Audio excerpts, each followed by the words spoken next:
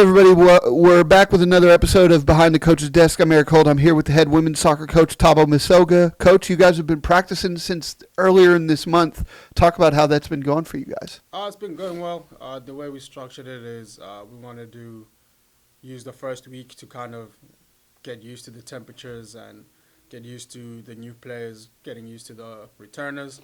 Second week, we ratcheted up a little bit, started doing two-a-days. Working harder and harder and harder to a point where we're kind of cruising right now in terms of our fitness levels.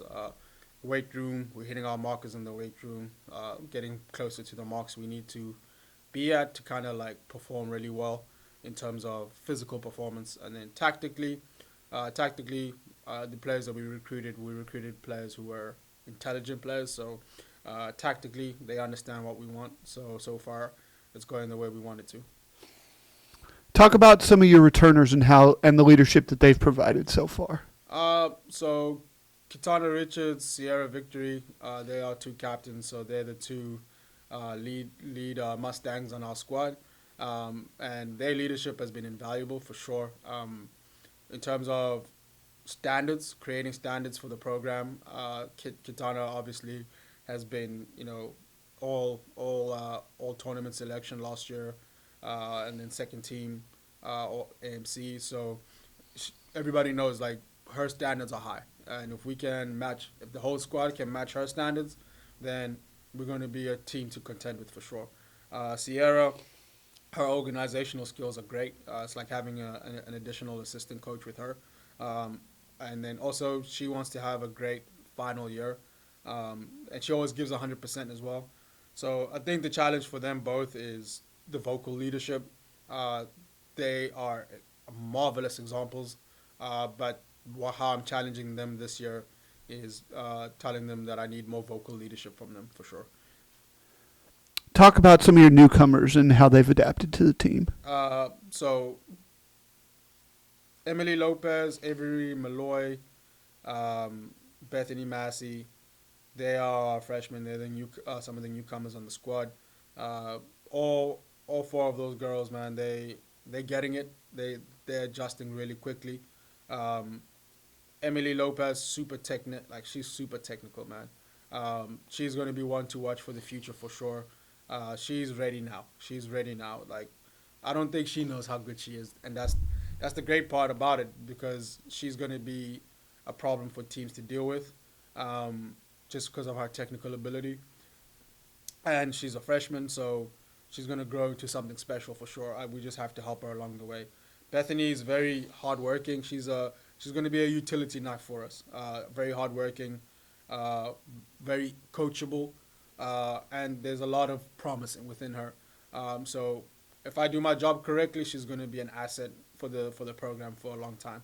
Avery Malloy, like she's the goalkeeper that we brought in to assist Rebecca with the goalkeeping duties, and she's getting there, man. She's challenging Rebecca for her number one spot, and that's what we wanted. We wanted competition within the squad, and if you don't have competition within the squad, it's going to be hard to have competition out of it. So, so far we're in a position where we're kind of happy with what we have.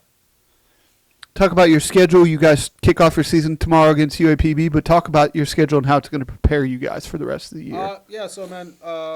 We have a conference that's pretty competitive, so we decided for us to have an advantage in the conference, we have to play against teams that will challenge us every single game. And it's not to say that there's not a lot of teams out here to do that, but we wanted teams specifically that we know their pedigree is high.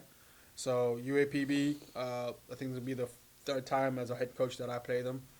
We tied once, lost last year, so hopefully we can get another win against them. But either way, the preparation that they're going to give us is going to be great. And then same thing with our next game against Laterno. They're going to be someone to contend with. So every team that we're playing in our non-conference schedule, their goal is to help us be ready for the season, like 100%. You talked a little bit about the AMC, but just talk about it some more. You mentioned the strength at the top, but talk about the conference. Yeah, man, the strength of the AMC, man. The good thing about the AMC is that there's there's challenging teams everywhere. Obviously, we know the queens of the conference in Colombia. They've won the conference so many times in a row. So obviously, they have a target on their heads because of how good they've been in the past. And then obviously Harris Stowe, very good. um, Judging from their recruiting, they went a little international this year, so they're going to have a different play style. So we have to be ready for them. Williams Baptist, they beat us last year. We want to get our win back. They're a good team. They've improved under their new coaches. Hannibal is back this year, so we don't know what they're going to present. So basically, it's a long-winded way of saying at the top, you have your traditional people at the top. In the mid tier of the conference, that always changes from year to year in our conference, and so what we're hoping to do, man, is join them at the top, be prepared, and that's why we have a challenging non-conference, is to get ready for them and make sure that we face teams on par or with a better pedigree than them, so that they don't surprise us when we play against them. I asked Coach Perdue, so I'm going to ask you talk about the new facility and how much of a great change it's been for you guys. The players are so excited. The players are so excited to have a facility that allows us to train consistently and productively every day without having the ball just bubble up out of nowhere. So having the facility has been great. It's closer to campus.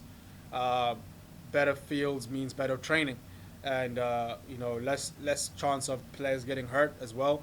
So for us, it's been a blessing that we are very appreciative of.